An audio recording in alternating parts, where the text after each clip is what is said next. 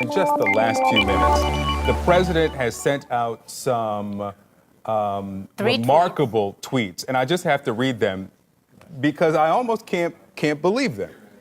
Now that Russian collusion, after 1 year of intense study, has proven to be a total hoax on the American public, the Democrats and their lapdogs, the fake news mainstream media, are taking out the old Ronald Reagan playbook and screaming mental stability and intelligence.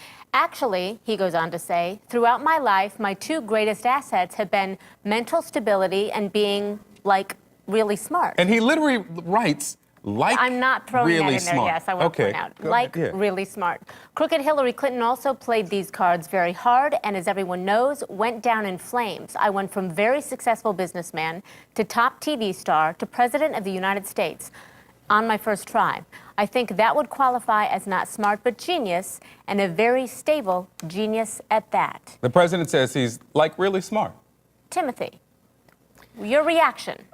Well, don't you remember in elementary school and high school that if your parents didn't tell you this, your teachers did, that people who repeat things about themselves are not always to be believed? I find it bizarre that the President of the United States needs to tell us that he's smart. After all, we determine, I say we, I'm talking about presidential historians, those of us who observe presidents, we evaluate presidents by their conduct, by their actions, by their legislative achievements, by the way in which they conduct foreign policy and keep us safe. Let others tell you you're smart. You don't have to tell us that you're smart.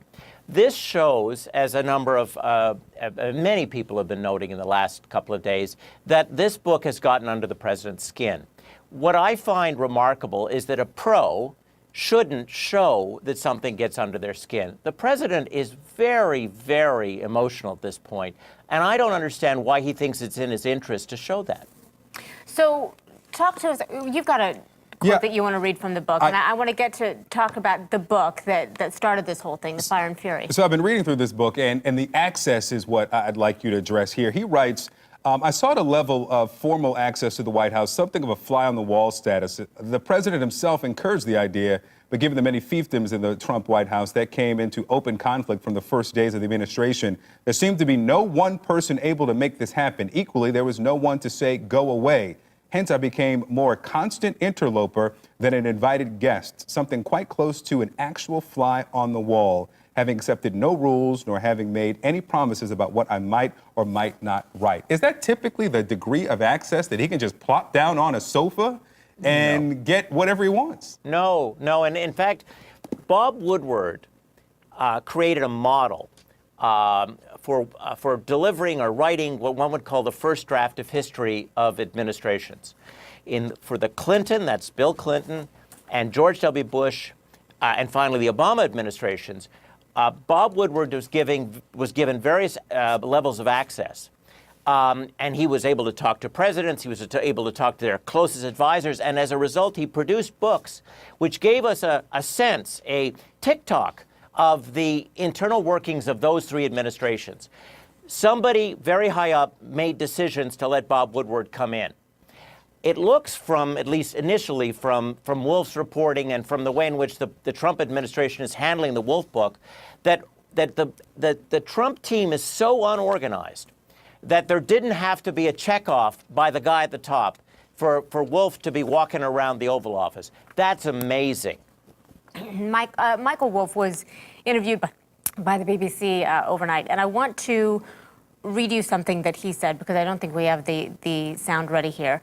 But he said, one of the interesting effects of this book so far is a very clear emperor has no clothes effect. The story that I've told seems to present this presidency in such a way that says he can't do his job, the emperor has no clothes, and suddenly everywhere people are going, oh my God, he has no clothes. That's the background to the perception and the understanding that will finally end this, that will end this presidency. It sounds as though he is saying this book will end the presidency of Donald Trump. Do you believe this book has the power to do so?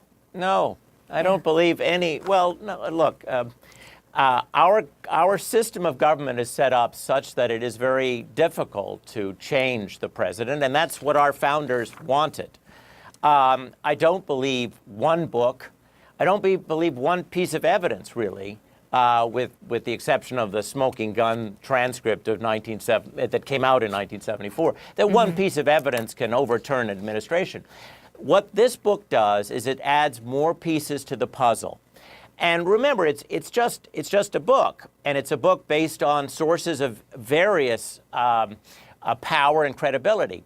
But it doesn't. What makes it so powerful, I believe, is that it's confirming pieces of evidence that actually have come from the president's own tweets. The ranting, the thin-skinnedness, the obsession with Comey, the unwillingness to deal with the truth of the hacking issue, let alone the question of collusion. All of that we've seen before. What Wolf has done, it seems, from the excerpts, I haven't read the book yet, has pulled this together into a very damning portrait. But it's just a book. We have more evidence to see. We have Mueller's investigation that's going to produce real evidence, in addition to things that have been, sourced by a journalist, however strong or good a journalist Wolf might be. So I see this as more very important pieces to the puzzle, but they're just pieces. We have a lot more to learn. And we should point out there are a lot of pieces to this puzzle in the book that people have come out and disputed and said just are not true. Yeah, deserve questions and including some criticism. Washington Post journalists and whatnot. Yeah. So just to be fair there. Timothy and Naftali, we appreciate you being here so much. Thank you. Thanks for watching.